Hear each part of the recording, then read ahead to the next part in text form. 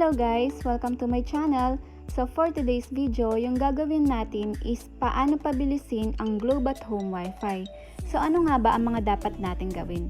First, i-check ang internet connection. Second, i-check ang available gig ng internet. And third is reset. First, i-search nyo yung fast.com sa Google. Dito natin ma-check yung speed ng internet. So hintayin lang natin siya hanggang mag-stop siya. Yan, i-refresh lang natin siya ulit and then wait natin hanggang mag-stop. Medyo matagal lang to ng konti.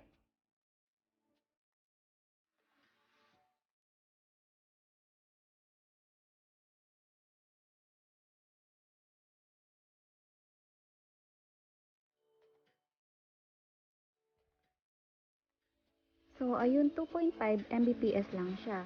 Next is, i-open nyo yung Globe at Home application sa cellphone nyo. Pwede siyang i-download sa Play Store. Dito nyo ma-check yung available gig at payment details nyo. So, ayun, may available pa ako. Kung wala na kayong data, punta kayo sa Get More Data, then pili kayo ng booster. After 30 minutes, mag-activate siya. And then, sa next billing siya magre-reflect nun. Click nyo lang yung subscribe, okay na siya nun. Next is reset. So, kuha kayo ng matulis na bagay na pwedeng pantusok. Then, itusok mo siya sa reset button na mga 5 seconds.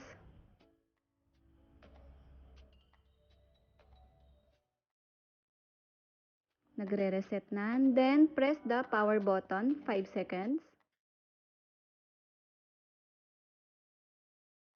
Tapos, unplug mo yung power tsaka yung dalawang antena. Dahan-dahan lang guys, baka maputol sila.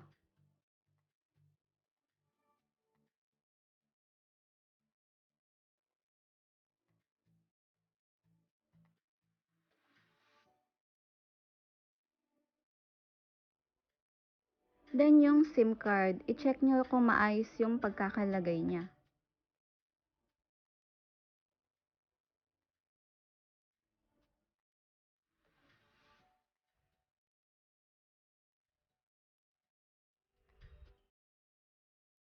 So, tapos nyan guys, yung ginagawa ko, pinipress ko pa rin yung power button ng mga 5 seconds ulit. And then, i-plug na natin ulit yung mga antena. Make sure na maayos silang pagkakalagay.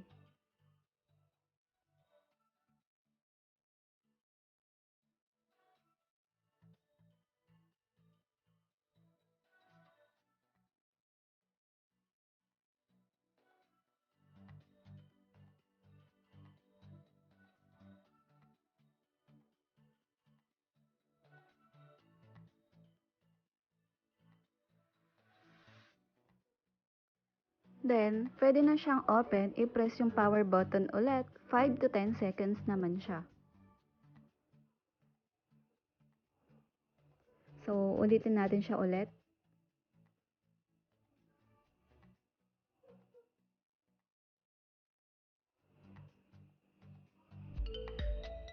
So, yan, nag-open na siya. And then, i-check nyo yung signal ng Wi-Fi nyo.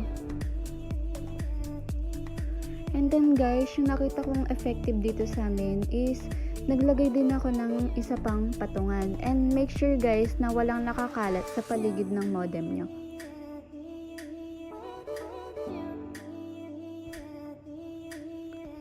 Next is, dahil nag-reset tayo, magpapalit tayo ng password.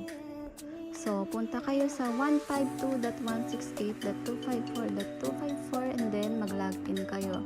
Yung username and password is yung default password na makikita sa ibaba ng modem nyo. Then, login lang kayo. Current password yung default password. And then, change password. So, kailangan yan guys for your security na din. Then, apply. Tapos nyan, login kayo ulit. Yung magla-login kayo, yung new password na siya. Login. Next naman natin is punta tayo sa Wi-Fi setting. Syempre, nag-reset tayo. Magre-reset din tayo ng password. So, change password na tayo. And then, click apply. Wait lang natin siya.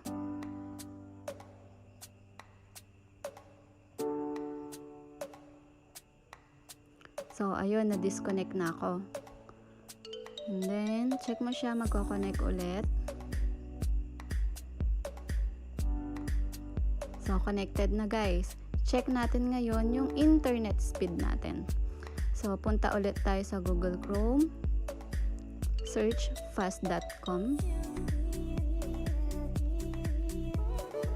So, ayan guys. Check natin kung gaano kabilis yung wifi natin.